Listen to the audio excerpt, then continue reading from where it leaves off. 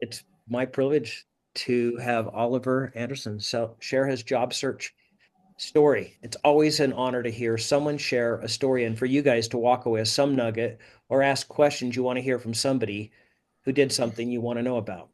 Oliver, it's all you. Okay, thanks very much, Steve. It's a pleasure to be here.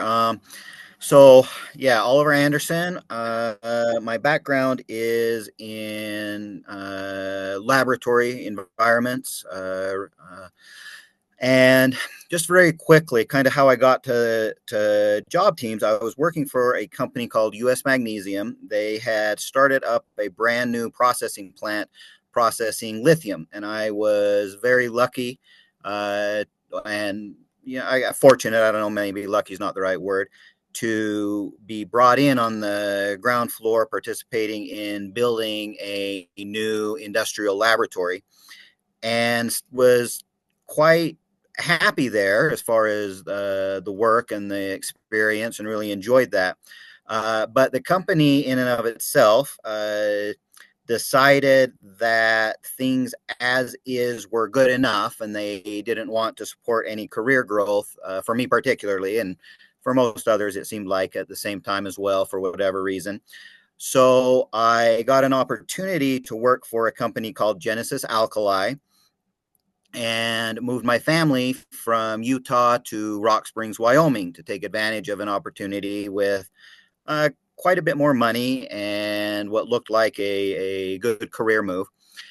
Well, fast forward a couple of years, and Genesis was in the process, it turns out, of being purchased by another company called Signer.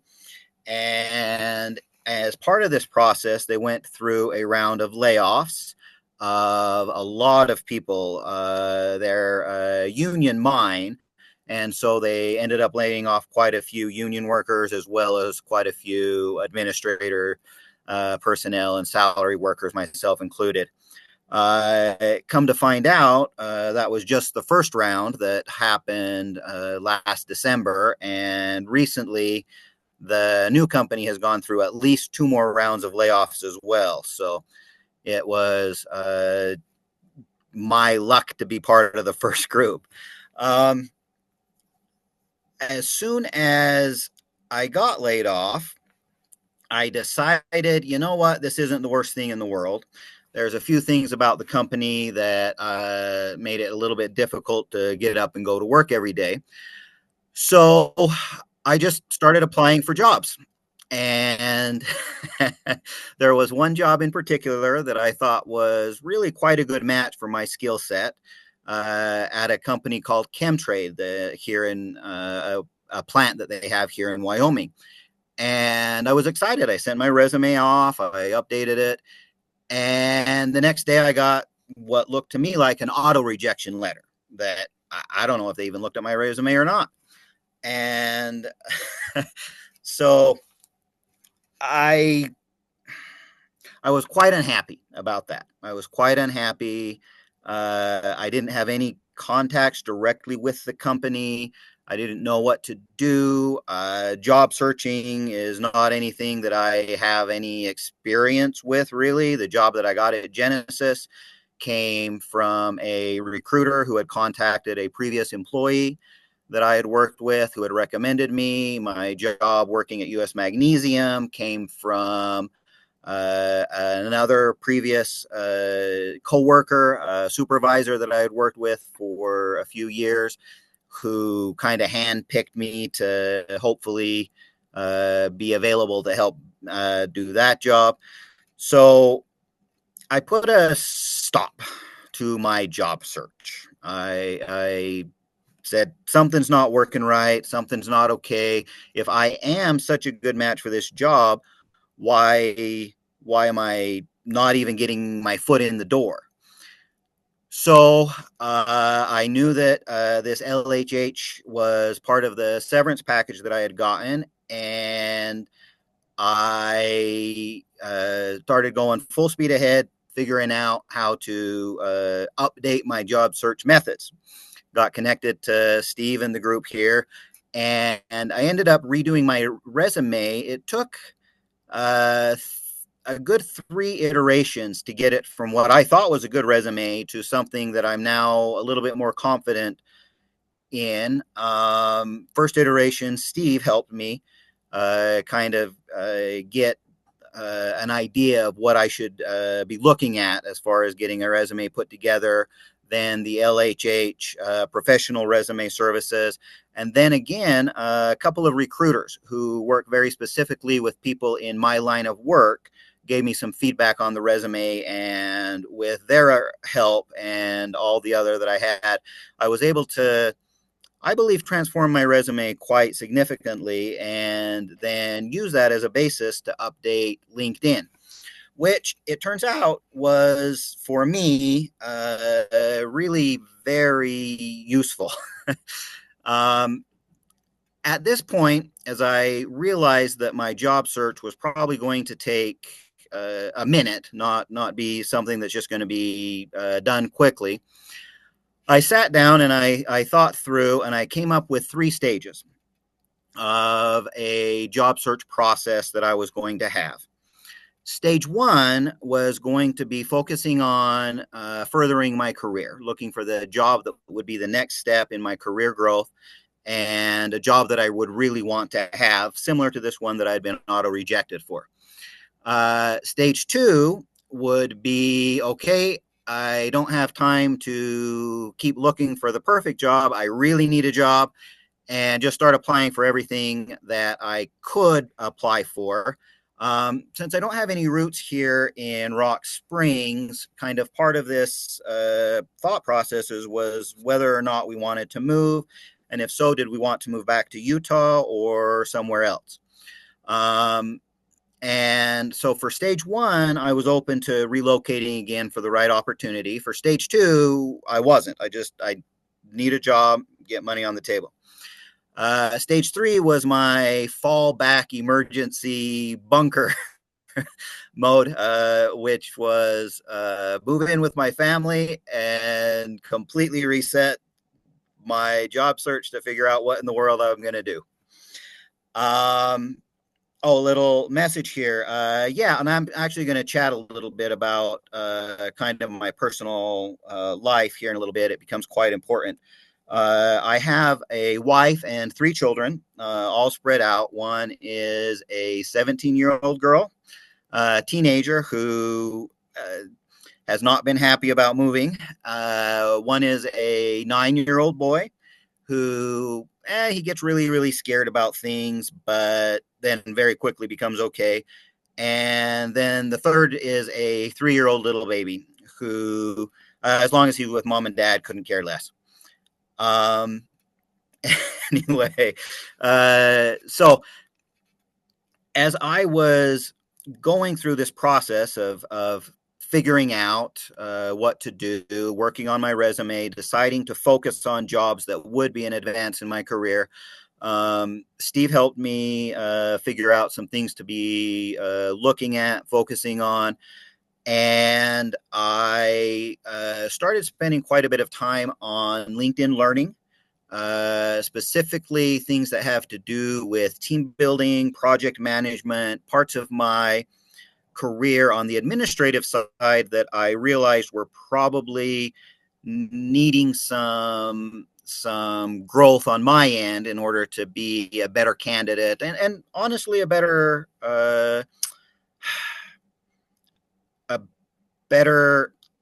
candidate, a better employee when the time came, and just a better version of me, a better version of myself as I was working with other people in the future. Um, Part of this, as I started working through job teams, uh, I I was so impressed. I was so impressed with the conversations that you all were having, the topics that were being breached. If anybody here didn't happen to be here for the series with Antoinette, I can't recommend it enough. Go back, look at that. It was incredible. I was lucky enough to a couple of times have part of the series be going through some of the particular instances of my own, but there was so much insight that I gleaned from her conversations with each and every person that she talked to, going through the job descriptions and how to decode them. And I don't know that it really affected my job search so much, but I remember very clearly the impact it had on me, the exercise we did on accelerators, as she called them. And what was the other word? It skips my mind, Steve. The bad ones, the the blockers. There was a particular word that Antoinette used. Barriers. The things that I make it hard for me to complete my job. And like I say, I don't know that it impacted greatly my job search, but it did help me put into perspective much more, and to suss out an understanding of some of the issues that I had had at the couple of previous jobs, and had never had the opportunity to talk with someone who could kind of professionally parse that out, and help me kind of have a little bit of insight as to why things had not gone well, both at Genesis and at US Magnesium, or at least as well as I would have liked. Now, I've taken that, and I am hoping that I can move forward in my new job and be conscious of the things that are accelerators for me, and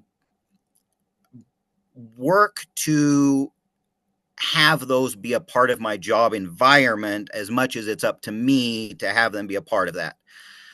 So the other thing I really, really need to say is I love these Monday morning meetings, because as much as I really like to learn and get things done, I'm a good procrastinator when the moment comes. I'm so good at finding things to not do.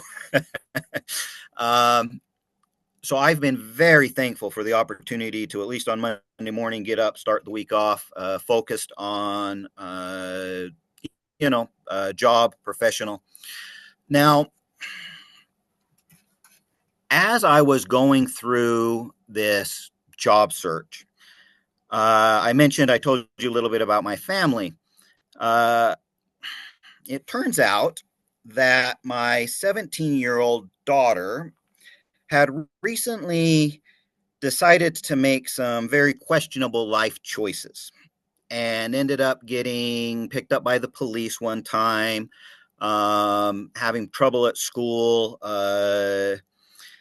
And I won't go into too many details, but it occurred to me, and my wife particularly, that it wasn't the worst thing in the world for me to have a lot of time available family wise. When my daughter needed to go talk to a judge, I was just able to go with her. I was there. I was able to be a part of that. She doesn't seem to appreciate it very much at the moment, being in the situation that she is. But I really, really hope that in the future, as she continues to develop and comes up with an ability to kind of put some things in perspective, that she can recognize how blessed. I mean, I don't know.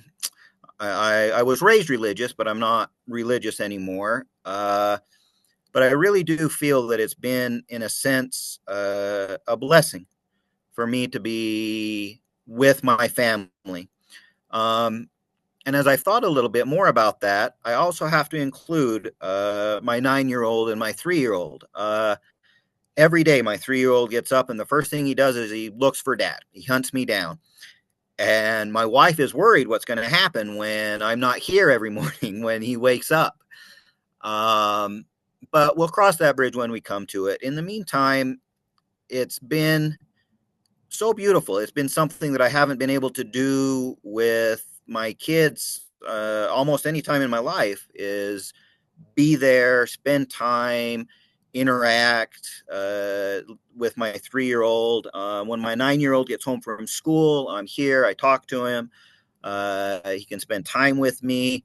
Uh, so I don't know, the silver lining, I guess, in a certain sense, as something that I've been really, really appreciative of.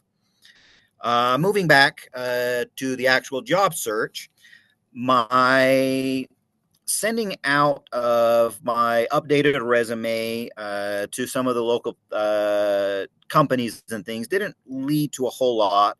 And Steve was great working with me, figuring out places to look and people to talk to. Uh, it yeah, I'm sure all of you have had, personal meetings where kind of Steve has gone through some of the things with you. But if you haven't, uh, he is quite incredible, quite impressive in his ability to just look things up and figure things out and have ideas.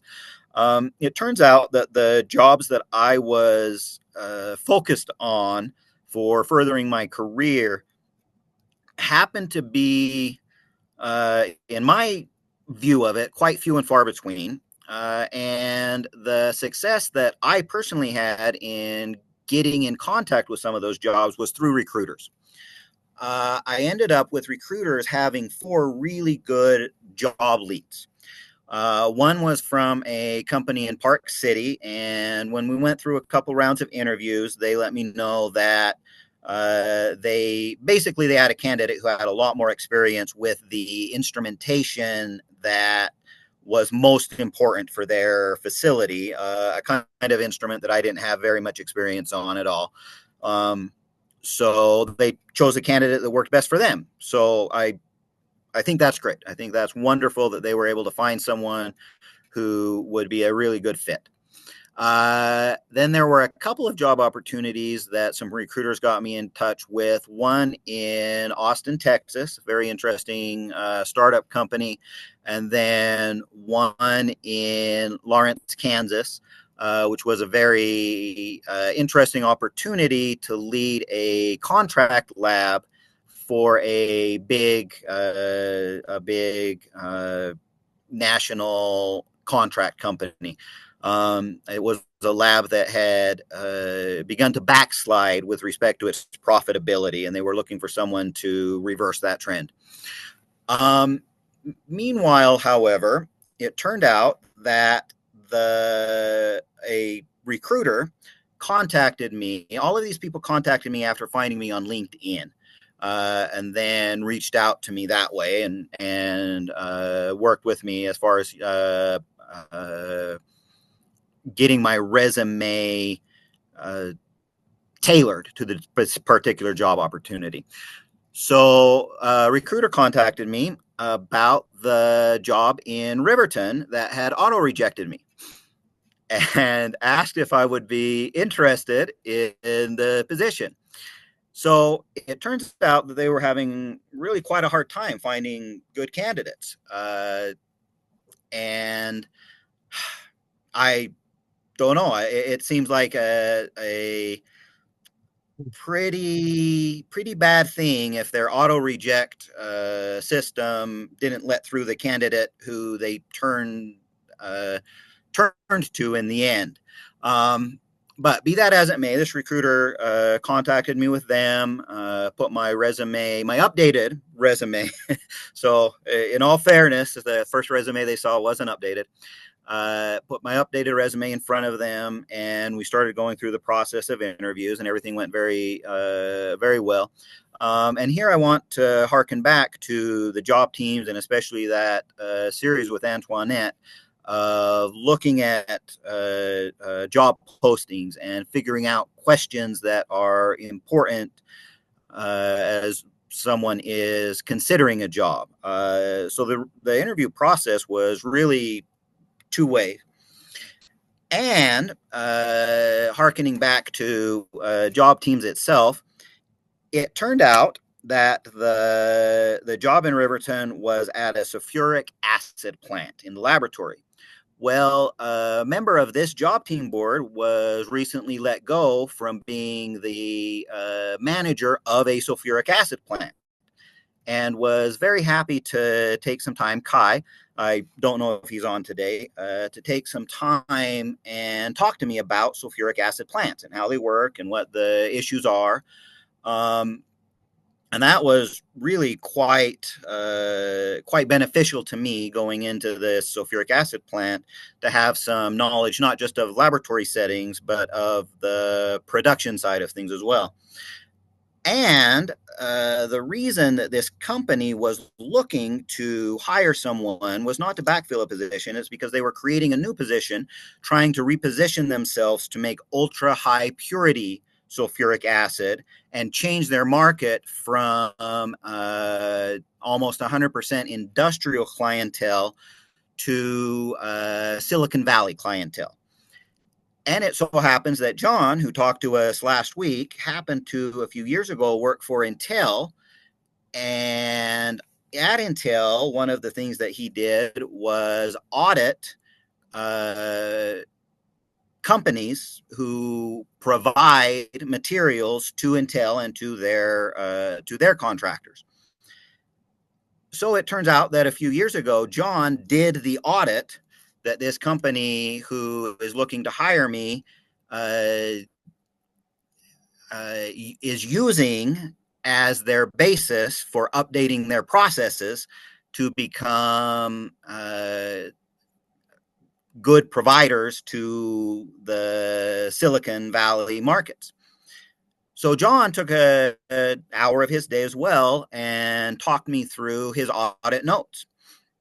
Now, all of this happened while I was interviewing and progressing in the process of getting to know the people at this company and getting to know the company itself. And uh, it was I was a little bit hesitant as I went to my final big group interview that turned out to be the last one that they wanted to do. Uh, as to whether or not I wanted to bring up the fact that I had talked to another sulfuric acid plant manager, whether they would feel like that was, I don't know, stepping on someone's toes, and whether or not I wanted to let them know that I had actually gone through the audit that they were looking at. So as the interview went along, it happened to come up at a couple of points, and I mentioned to them these contacts. And so that was okay. I was worried for nothing, it turns out. um, but needless to say, the interview process went very well. And the day after that final interview, I received a job offer. And because I had talked rather extensively with this recruiter, who very, very professional, out of New Orleans, Louisiana, of all places, during the middle of Mardi Gras, was helping me out. She had already, it turned out, let the company know the couple of issues that I would like to have in the job offer from them. And when they gave me the job offer, they had already updated it with what I would have done as a negotiation tactic. So I accepted the offer. I let the other two companies and recruiters know that I really appreciated them, but was going to be accepting this offer of this job that was very interesting, working on the project of switching a plant to be an ultra high purity sulfuric acid provider, and all the administrative work that comes along with that. So my conclusion, as I wrap it up here, my experience, this story of my job search. Uh,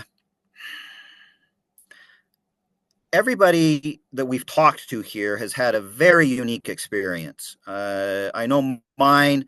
I think working with recruiters and stuff, because of the job market that I'm in, may be a little bit different. And I know I've chatted with a couple of people who specifically have had bad experience with recruiters. So I know that everybody's job search and the story they have is going to be unique, and I think that's fine. I think that's okay. Uh, but the one thing that I'm coming away with more than anything is that the time we have given to us is a blessing. It is something that we ought to be grateful for. Even unemployed time, even time when we are super stressed out and worried that we may have to fire sale our house and move in with our parents, if that's even an option for some people, right? But this time that I've had job searching has been a blessing. And I know I haven't taken advantage of it as much as maybe I could have, but I am very grateful for the things that I was able to do with my family, here with the job search meetings, learning so much from each and every one of you, and LinkedIn learning. It was super helpful to me to go through those processes, those classes, and I'll be continuing with that as I move forward. So yeah, this time that we have, even the unemployed time, uh, don't waste too much of it.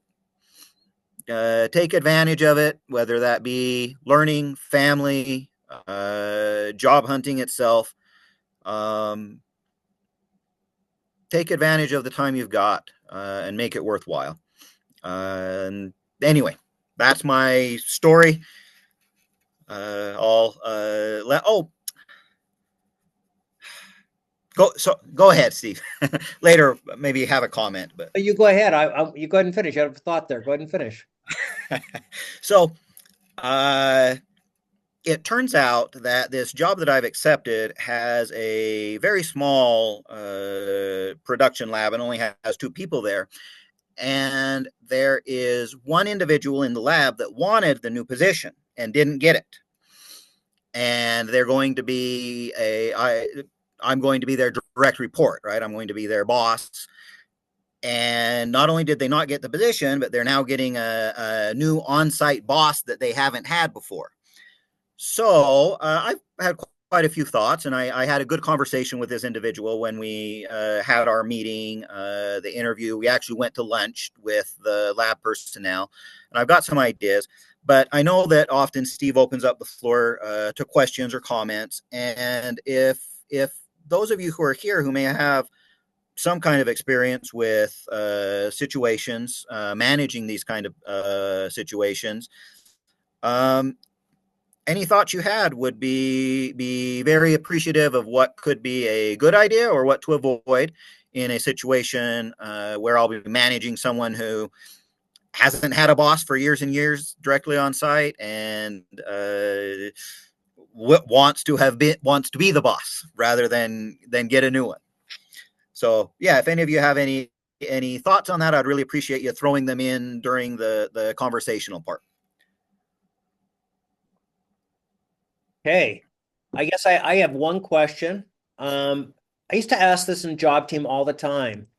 And so the question I'm going to ask is, tell us, did you negotiate? How did they come in? And did you just tell us about that? You don't have to tell us how much you made unless you want to, but some of the perks that maybe came in the offer, I think that's good for people to hear. So, like I say, this all actually went through the recruiter, which was really very convenient for me. I didn't do any direct negotiation.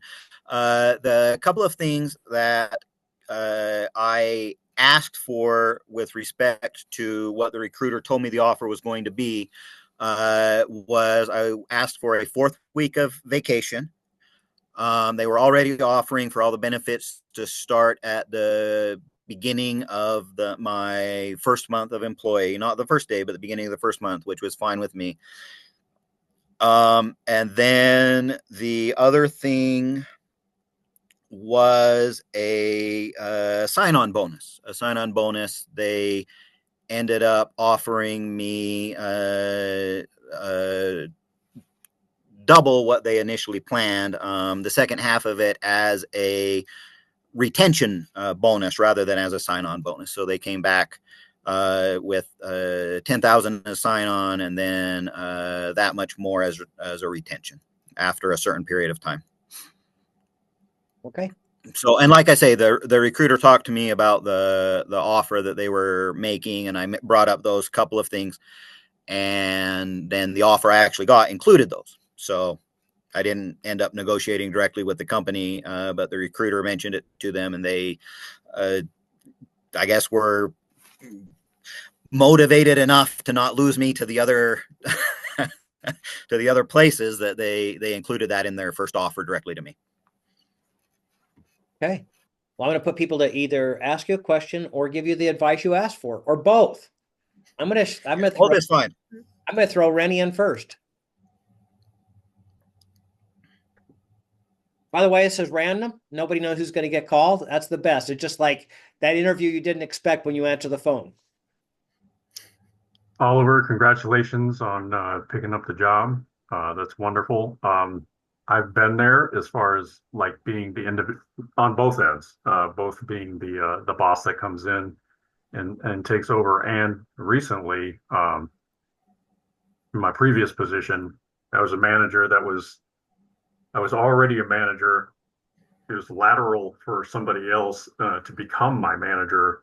It just seemed kind of weird, and then I ended up being under her, and it was awkward for a few weeks, I guess. But I kind of looked at it from the aspect that, hey, it's an opportunity to grow and continue learning, and pick some of the things that the nuggets of knowledge from her mind, because she had been in HR and the civilian side for such a long time. I was like, well, this is an opportunity for me to get better. So, what I can offer you is basically listen to the needs of the individual, see where I don't know if this is it a he or a she. It happens to be a he.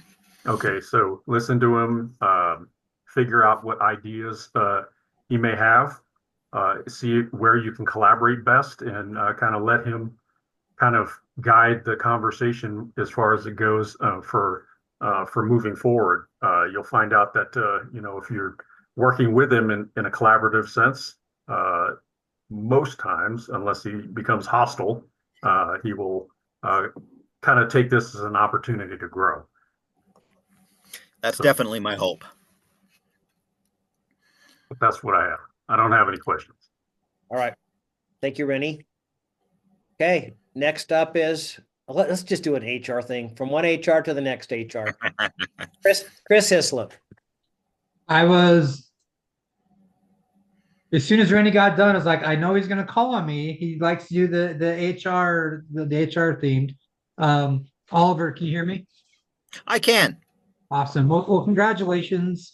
That's it's one thing about being a part of this work team is, we hear people that have been looking for jobs for a long time, and then we get stories like yours and the others that we had like last week and the weeks previous.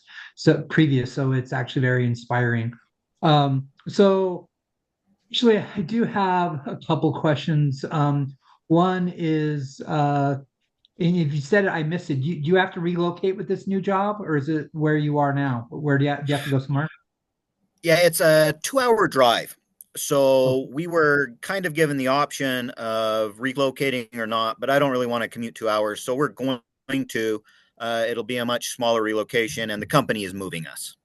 okay. Oh, that's Our awesome. They're company's moving you. relocating us. Okay. And then you said that one of the individuals on this work team actually helped you get this connection, correct?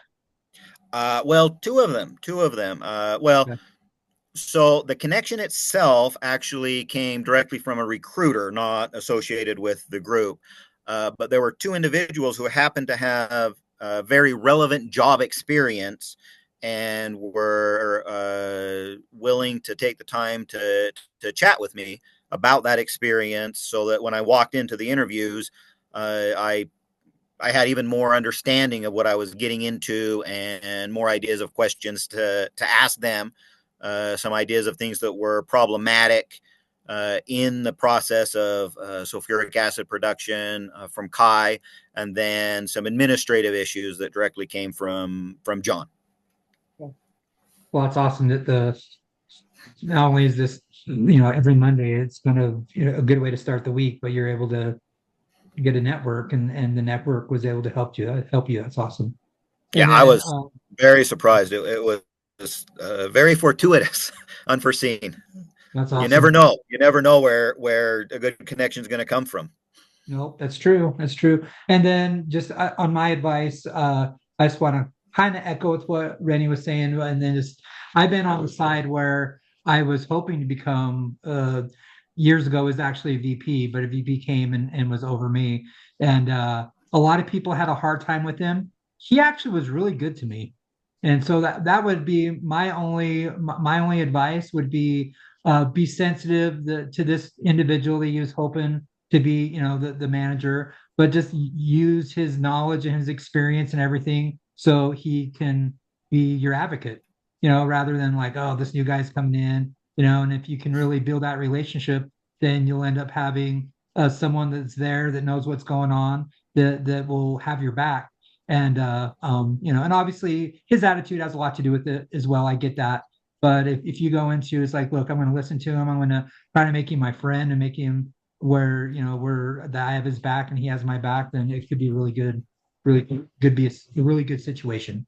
So that's all I got. Thank you, Chris. All right. Next up is Tony Mosier. Oliver, congratulations. Always good to see people, especially out. I'm sure Rock Springs was you're like, man, there's not many jobs out here. What are we gonna do? So I can appreciate your sensitivity to that as well.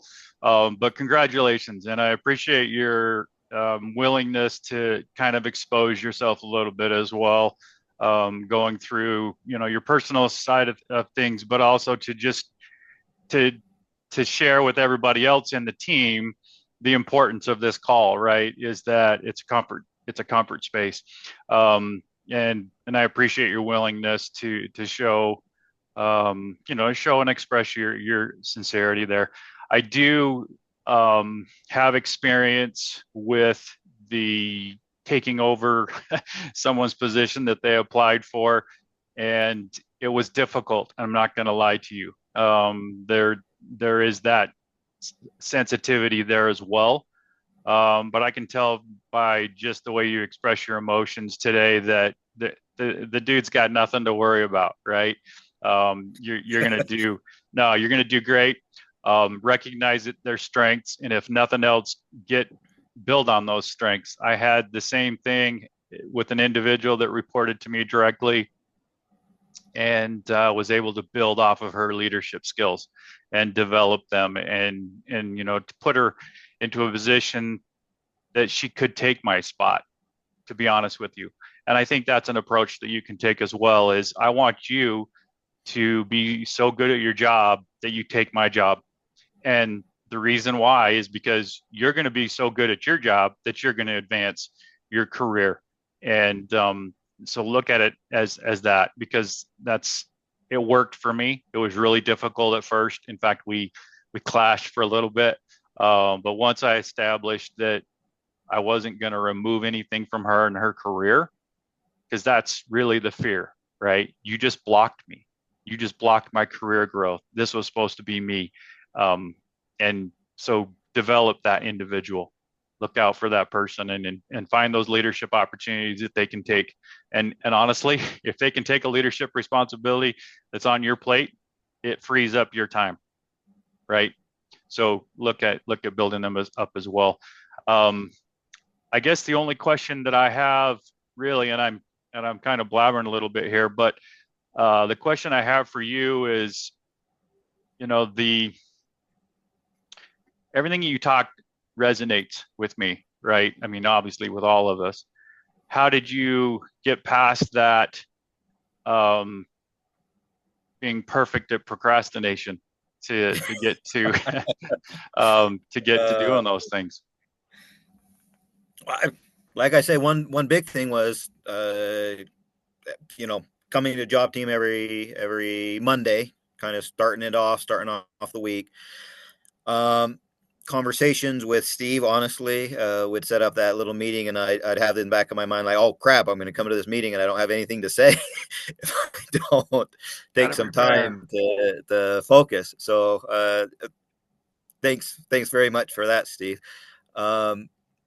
and the recruiters that were working with me also had, timelines and deadlines and things that needed to be met. So that kind of gave me an impetus. And beyond that, it was, some days I did better and some days I didn't. And when I didn't, I said, hey, you know what did I do good today? I Right. spent time with my 3-year-old. He was in a mood, and being with dad was something that, a blessing that he might not have gotten otherwise. And I know like I say, not everybody has a 3-year-old or a 17-year-old that's getting in trouble with the law. But I did. I found things that's like, hey, these are meaningful, important things, and I've got my job search divided into sections. And if I get to the end of one section, which I was close before I took this job opportunity, I was about ready to shift. Then if I get to the end of it, then I know what I'm going to do next. I know what the next step is. I don't have to panic, even though, I did, right? But I could come out of that and say, hey, I'm doing things that are worthwhile, learning, time with my family. And then, some days I did. I pushed myself through. I said, hey, I can't procrastinate. I've got to make progress. I've got to learn. And I did. And, you've got to. You can't not ever, right? Yeah. You can't live procrastinating.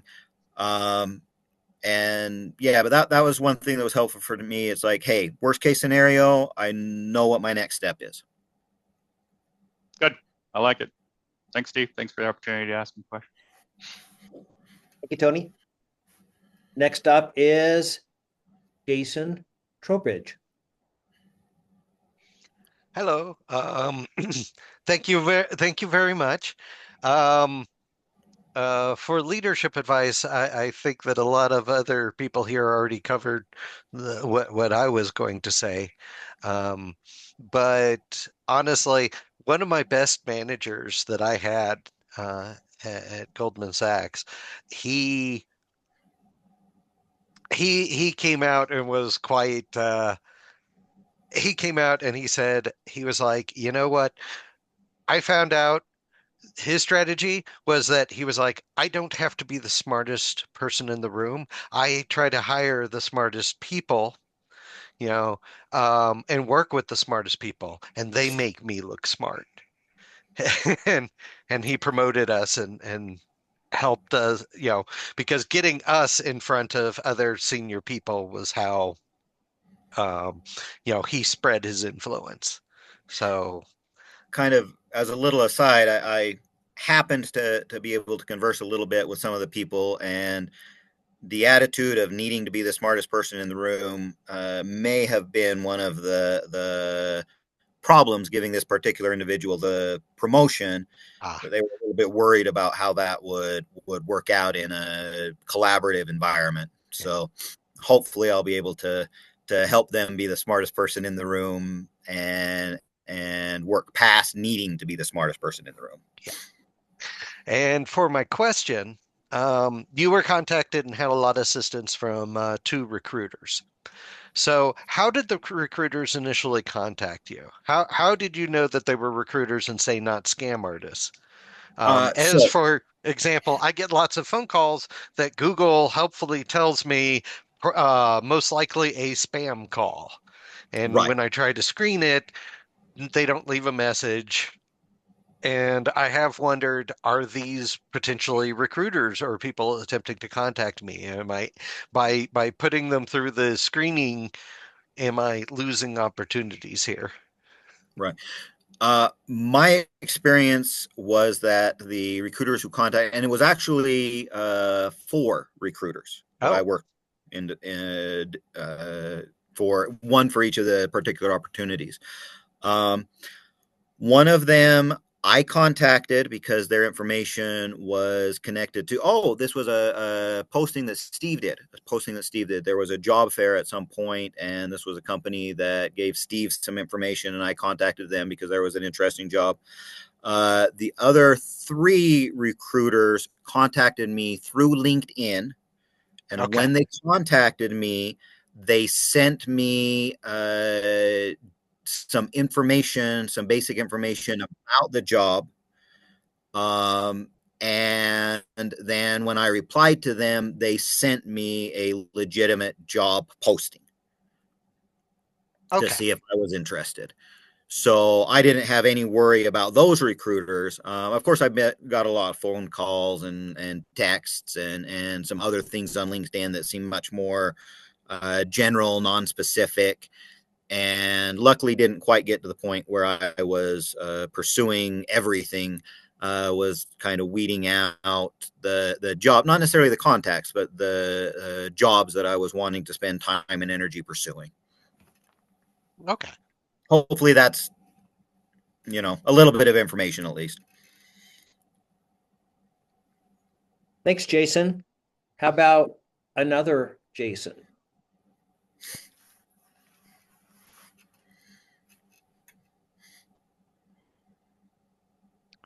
That's a lot of Jasons in a row. There, Jason in the house. Yeah. Um, I don't know that I've got any specific questions. I mean, like say the the situation that you're going into, that's that can either turn out to be very good or painful. Um, Maybe a little of both. Who knows? maybe both. But and so so it sounds like it's just going to be 3 of you as the lab team. Yeah, and they've been And running with a 2-person lab team for and years. and that's covering all of their production, however much that is. Yeah, very interestingly, the way they've got it set up with in situ production data, it gives them the vast majority of what they need. And then the little bit of extra data that they need, they get from the lab for the production side of things. And then the rest of the lab time is spent on final product. And without knowing, I was surprised that there's so many sulfuric acid production facilities around, that we happen to have 2 guys in the group that are tied to that. Yeah, who knew? It's not that Kai came from the same place you're going to, right? No. So the place I'm going to actually gets natural sulfur deposits and use that to make sulfuric acid. Kai worked at Rio Tinto, where they have cupric sulfate that they're extracting copper, and their residual when they extract the copper is the sulfur. So they don't want to just dump it; it's valuable, so they use it to make sulfuric acid. Huh. Interesting. Yeah, that's it's going to be It's a small world. interesting. Yeah, like I say, and you're going in with 2 people that have probably been working together for years. You're going to be the new guy no matter what. Yeah, Um, and and the boss and at the the same boss. time. So. Yeah. Um, One thing Oliver didn't tell you is that his new title, or his title, is the quality lab manager. And like he said, well, he did say it. The biggest thing is that um, to get their quality up. So the picture, from what I think Oliver told me, is it's not only this plant, it's other plants that need to be brought up to snuff as well. Yeah, they have 3 plants spread out around the company that are trying to, in unison, get their quality systems. And it's not the quality of the product itself, but the product itself is perfectly good. It is good. It's the quality systems that need to be put into place to give to the clients to prove that that it's that good. prove that the plant is being run according to a quality plan, and that proves that the lab data is traceable to the degree necessary for them to be comfortable using this product to basically, run their plants that are worth billions of dollars. Right. And that as a raw material effectively coming into those plants, that's not going to be an impact to their quality. Yeah, Correct. because we went through we Audley, my previous employer, went through ISO 9000 and QS 9000 at different stages, proving that stuff. And the traceability data, which is what I was involved with, then became very interesting to them in terms of audits and that kind of thing. So Yeah, that's exactly what I'll be jumping into. yeah, so if it's not really changing the production system, it's just the quality system and its traceability. Um, I mean that's a different set of it's a different job task than actually trying to go out and you need to adjust this machine because it's making dirty product. Um, but yeah, I mean, I guess good luck out there and thanks for your talk. It was very inspiring. Oh, I'm glad, and thanks for the the well wishes. Yeah. I've been inspired by you guys a lot, by the way. Right back at you. No, that's I think Steve always wonders why I'm still here, but that's a big part of it. Okay. Next up, thank you, Jason. Next up is Jeff Bell. He gets by the way, Jeff Bell gets the second long distance award. Actually, he's a lot farther away where he is. You're both out in different states, but Jeff? Yeah. Can you guys hear me? Yes. Yeah. I'm in Rochester, Minnesota. So how did I get involved in this group? I worked for WGU, and about a month ago, they laid off some folks, and that included me. But to Oliver's situation, no questions, Oliver. You've gotten some really solid advice from these other men. And the one thing I would say, and I have been a manager before many years, the one thing that employees long for and can't really ask for, but you can give, is legitimate recognition and praise. When you catch this individual or another individual doing something praiseworthy, in other words, you got your radar out for things that are like, oh yeah, that was good, that was well done. Don't keep it in your head. Speak it out loud. And in no time, what you're giving them probably something they either rarely got or never got. And if you're generous with that, it will go a very, very long way in building the kind of relationships you want to have with those folks. That's it. Thank you. All right. Thank you, Jeff. Next up is Dallas. Oliver, thanks so much for your story. How exciting. Yeah. I think you've already gotten all the advice on your particular situation that I don't think I can add to it. But my question is, how did you get brave enough to negotiate? I find that when I'm feeling like I mean, most of us are here because we were laid off in some fashion or another. And I know you had a recruiter sort of representing you, which I'm sure removes some of the emotion from it. But um, like where I'm at mentally, I'm thinking like, oh my gosh, I just need an offer, right? Maybe I get two offers. That'd be like the best thing ever, right, Steve?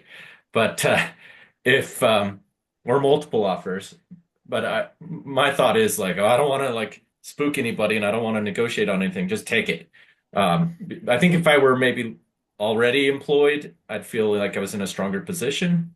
But I kind of wondered, how did you sort of approach that and get brave enough to ask for more, given where you're at? Yeah, so working with a recruiter actually made it a lot easier for me. I know everybody doesn't have that luxury where the negotiation was what I wasn't even really involved in. And as we were going through that series, that 4-part series, and as we've chatted with Steve a little bit, a lot of people mentioned the idea that negotiation isn't what I've always been led it to believe. It's a conversation. It's a conversation. So that was very helpful to me. The idea that the company, in making an offer to me, is expecting in some sense that there's the possibility of a negotiation. So when they make an offer, and certain people here in the group have actually made this comment, that as they were hiring people and they're making offers, they know good and well that there is the possibility of a negotiation, and they're not going to just offer everything at once. So the idea that it's not a competition, I guess, or I don't know. I don't quite sure how to phrase what I grew up my whole life, because this is the first time I've ever negotiated anything, and I've moved jobs, a few times for different reasons. Mostly trying to grow my career, but also for a couple of other reasons. And yeah, so those two things that it's in some sense expected. They're not going to be offended by it. They're not going to come back and say, "Who does this guy think he is?" Because they expect it. This is part of the job seeking community, and the fact that I happen to right now be out of work and not in a strong position doesn't mean that we can't have a conversation, that we can't bring up. And they could say no. They could say, "Look, I understand where you're coming at right now. We're offering you, the best offer that we've made, and if you're willing to accept it, that's great." And that's the worst case scenario. That's the worst that they can say is, I understand that you want more. Right now, we're not in a position to give it. And then I could say, "Oh, you know what? That's fine. This opportunity is worth it where it stands." Or I've got another offer, whatever. Then I can respond to that conversationally, and it's not a confrontation. I guess that's maybe the word that I'm kind of looking for. And yeah, like I say, it helped that the recruiter actually did it. All right. Well, thanks, Oliver. I appreciate that. That's great. Great insights. Sorry, I know I talk around things kind of wordy as I get to where I'm trying to say what I want to say. It made sense. Okay. Thank you, Dallas. Next up is Justin.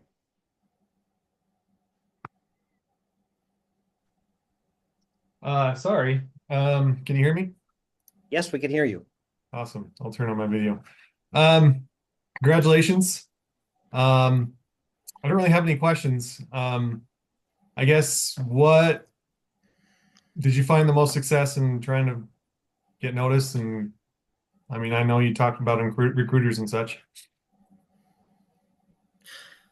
So I feel that the biggest single thing that helped me was getting my resume and LinkedIn profile really updated and looked at professionally. I think that it so happens that the job market that I'm in, I know it's not the same as a lot of you guys, but just getting the right wording into certain areas, working on putting results into my resume, numbers where I could find them, that and getting the right skills that have to do with my leadership experience for me. It just so happened that my resume had a lot of lab experience and then just touched briefly on my leadership experience where it needed to be the opposite.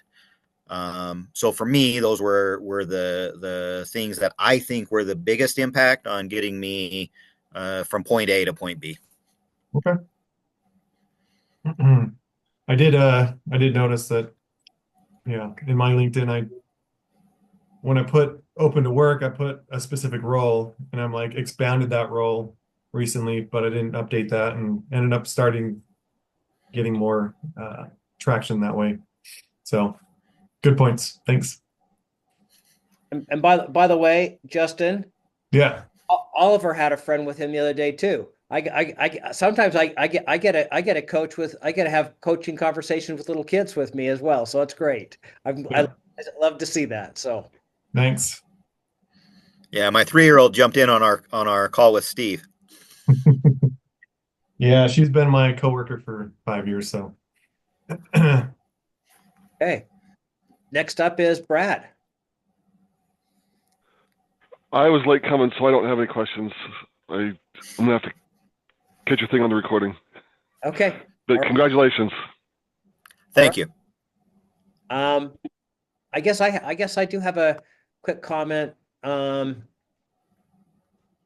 just love what everybody had to say, and I think clear back what Dak said, Oliver, if you have to be honest, beautiful, what do they call it? Beautiful honesty. Beautiful honesty. Beautiful honesty. I really like that. And then I just think, it's that conversation, how are we going to work best together? You've been here a lot, you have a lot of knowledge and so forth. So yeah, I think everybody's getting great advice, especially like what Jeff said about commenting on what people are doing right. I think we don't do enough of that. And so